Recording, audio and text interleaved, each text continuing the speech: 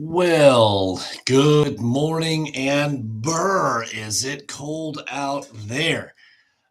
It was I pulled up to the church here just a minute or two ago, 3 degrees.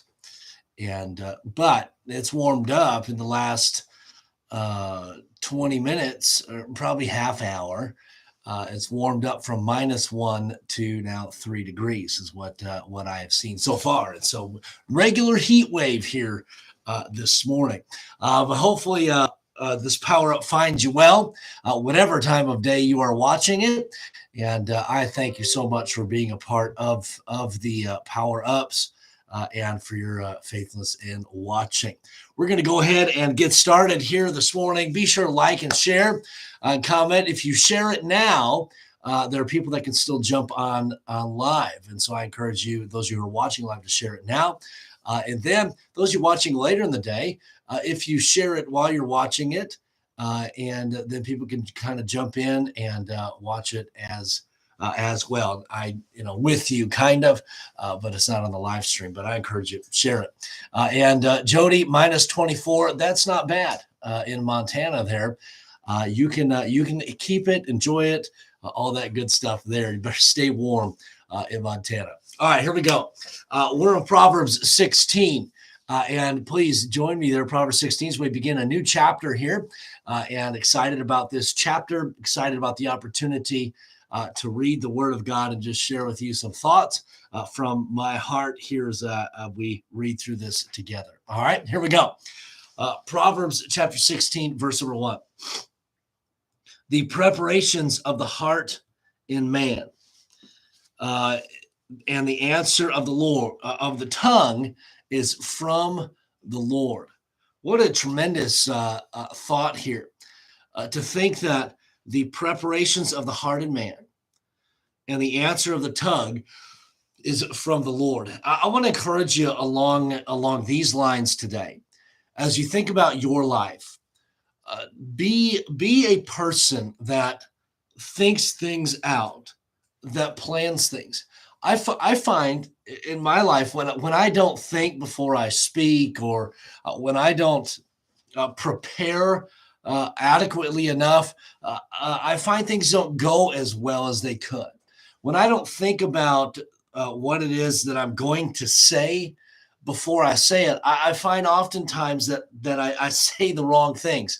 Maybe you find yourself in the same boat, but an individual that prepares the preparations of the heart in man and the answer of the tongue that results from the preparation. Remember, out of the abundance of the heart, the mouth speaketh, we read in the scriptures.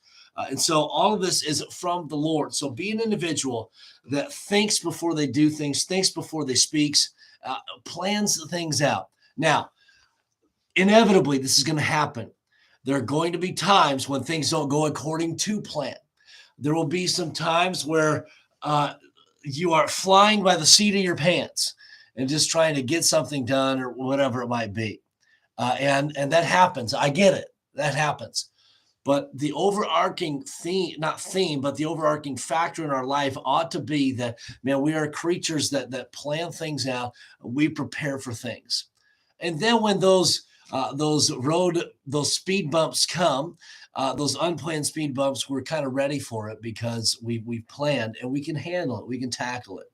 And then I know we've said this before. We've said it probably often. We need to make sure and think before we speak. The book of Proverbs has much to say about our tongue, about our speech. And so let's be thinking before we speak. Verse number 2. All the ways of man are clean in his own eyes, but the Lord weigheth the spirits. Just a similar theme, I guess. You look at this, all the ways of man are clean in his own eyes. You remember in the book of Judges, the children of Israel, they said this often. Or the Bible describes this in regards to the children of Israel. They did that which was right in their own eyes. Not what was right in the Lord's eyes, but right in their own eyes. And you look at verse number 2, the beginning of all the ways of man are clean in his own eyes. We try to put on the best facade that we can. We try to make everybody look at us and they see, man, they've got it all together. And to a certain extent, that's a good thing. You wanna put on the right front, if you will, and you wanna have the right look, if we can say it that way. But I will say this: what is in the heart is what is important, and we can look like we have it all together, but inside, if we don't, then what does the outside really matter? So we've got to put it all together from the heart, and then out of the heart, man, everything flows. I think of just kind of two examples here, two examples of the heart and the outside. Remember when Samuel came to the house of Jesse, and he's looking for the next king of Israel. He's going to anoint the next king of Israel. And Jesse has all of his sons there except one. He's got one out in the field keeping the sheep. And Jesse parades his son in front of Samuel. Samuel sees the firstborn. Oh, man, look at him, man. He looks like he's a king. God says, no. They go to the next one, and so on. And all of them look like they could be king, but God says, hey, Samuel, man sees the outward appearance, but I see the heart. Samuel says to Jesse, hey, is there anybody else? God's brought me here to anoint the next king of Israel, and it's not these that you've paraded before me. Is there anybody else? And Jesse says, yeah, the youngest is out watching the sheep. Samuel says, go get him. David, Jesse's son, comes into Samuel, and David is anointed the next king of Israel. As we look at David's life, David is far from perfect, just like us. In fact, we read of David's mistakes in Scripture. And yet, what does God say about David? That David was a man after his own heart. See, David wasn't perfect, but he had a heart for the Lord. And when David was approached about his imperfections, David got right with the Lord. Now, take, for example, this now, as we consider all the ways of man are clean in his own eyes. You remember the king prior to David? It was King Saul. King Saul, at this one instance in his life, was told to utterly destroy the enemy. King Saul does not do it. In fact, King Saul keeps their king, King Agag, alive. He keeps the best of the flocks alive. And Samuel comes into the camp and he hears the sound of the sheep, the bleating of the sheep. He hears the animals, sees the animals. He sees King Agag, and Samuel goes to King Saul and says, hey, what have you done? And you know what King Saul does? King Saul says, the people made me do it. And then he says, you know what, Samuel, here's what we're going to do. People made me do it, and we're going to offer this as a sacrifice to the Lord. And do you remember what Samuel says to King Saul? Samuel says, it is better to obey than to sacrifice. Sacrifice was that outward show that people were they're sacrificing to the Lord. It's an outward expression. And Samuel says, to obey is better than to sacrifice. Here's where we're at, okay? All of us, we can all look the part on the outside. We can all look like, hey, we've got it all together. But God knows our hearts.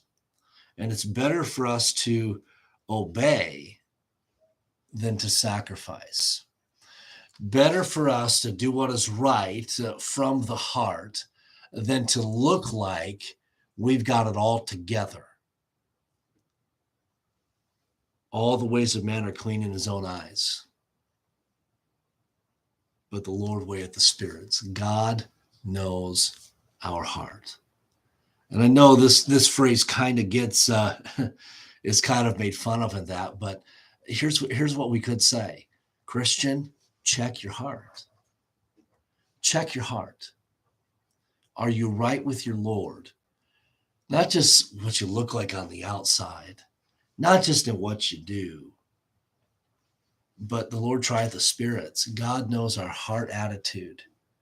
Hey, how we doing? Hey, how we living? Let's not be like the religious leaders in Jesus' day who looked like they had it all together, and Jesus called them hypocrites because he could see their hearts. Christian today, let's make sure that our hearts are right. Let's make sure that our attitudes are right. Don't just go through the motions of religious practices. Don't just, I'm in church because I need to be here. I'm supposed to be here. I read my Bible because I have to. I give because I have to. No. Let's make sure that what we do comes from our heart. Comes from our heart, because you know what? We may look the part, but God knows. God weigheth the spirits.